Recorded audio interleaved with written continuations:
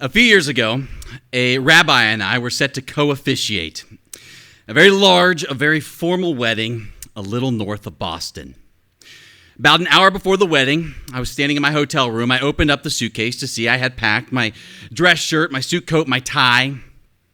Failed to pack the suit pants. The night before, we'd spent in a friend's apartment in downtown Boston, and I unpacked the suit to make sure it didn't get too wrinkled. And I guess when I repacked everything, I got the suit coat in there, not the pants. The only thing I had by way of pants at that very moment were the light wash jeans I was wearing. And like I said, very formal wedding. These were not an option. I began to panic, and I acted on my very first impulse, which was to sprint straight out of the hotel room into the hallway area of the hotel and down to the lobby, because I knew that most of the guests in the hotel that weekend were there for the wedding, and I start sizing up the guys. As strange as this is to say out loud to you tonight, I promise you it was the most natural solution in the world for me to go up to one of them and ask if they would trade outfits. Just for the ceremony, 30 minutes, we can trade back afterwards. I'm a co-officiant. Unfortunately, there was nobody really in the area that was about my body size, so I raced back into the hotel room. Now we're about 45 minutes away from the ceremony. My wife's on the internet, and she confirms we're really not near much commercial real estate, but about 8 miles away, there's a Kohl's. I sprint out of the room, down to the rental car, and you know those beautiful, windy, backwood New England highways?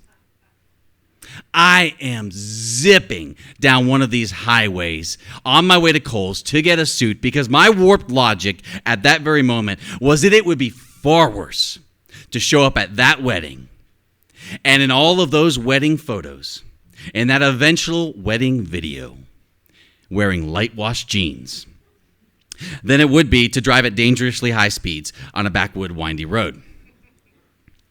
As I'm driving these speeds, I call Kohl's. I need a suit. The woman on the other end of the line says, "We have suits." I say, "Okay, here's the deal.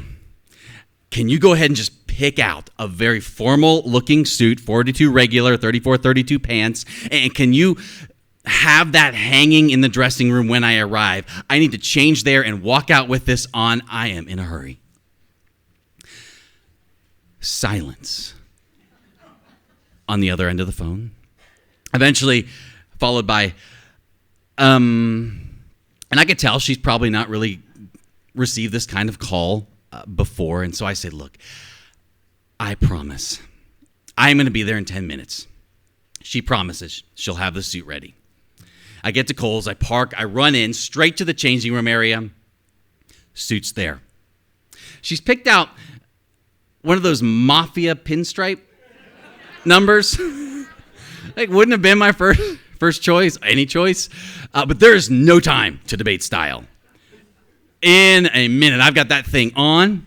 The clothes I had worn into the store crumpled under my arm. I throw open the changing room door. I start running over to the cash register area where, of course, the single register that is open at that moment has a decent-sized line.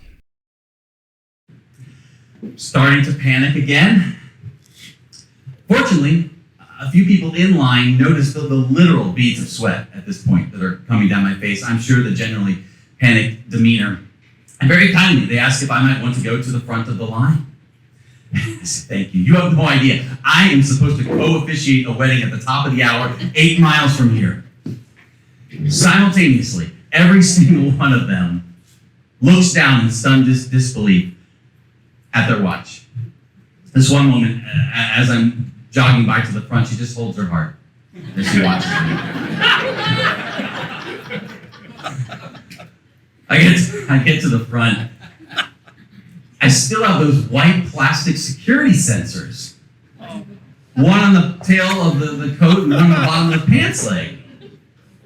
So I hop up onto the register with my body, flip the coat tail back toward the cashier so she could take that one out, and I jump down. I then do a hamstring stretch with my left leg. You can take that white sensor out, lay back down, pay, race out to that rental car, and then you remember those beautiful, winding, backwood highways. I am doing untold speeds. Make it back to the hotel parking lot. Get out. Start running to where the ceremony is to take place, and I arrive breathless, sweat pouring down my face, new mafia suit. 5 whole minutes before the ceremony begins. I know, amazing.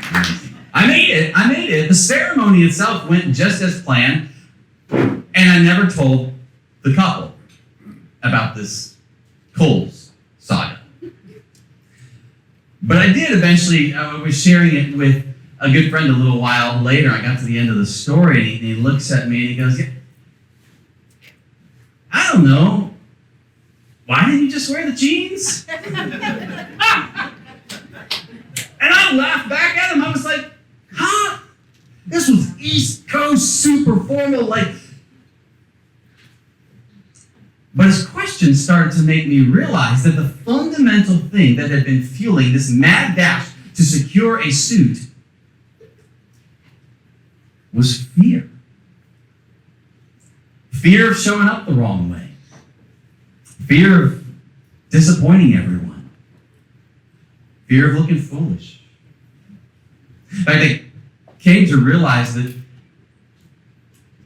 oftentimes the thing that scares me the most is you seeing me as a failure.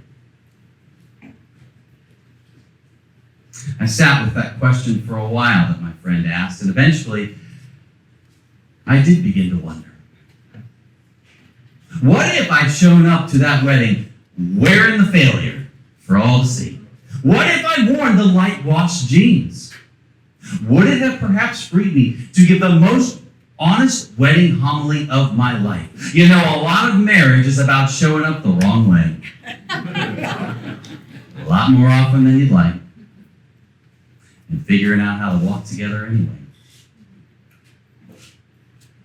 Didn't give that homily. Like I said, ceremony went as planned. And then the next day, flew back to Richmond, Virginia, where we lived at the time. And I drove over to our local Kohl's, where I returned the mafia suit.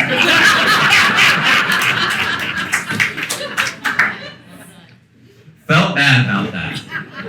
Feel bad about that. Kohl's have done me a solid. At the same time, I'm trying to be a little less scared of you seeing me not getting it right.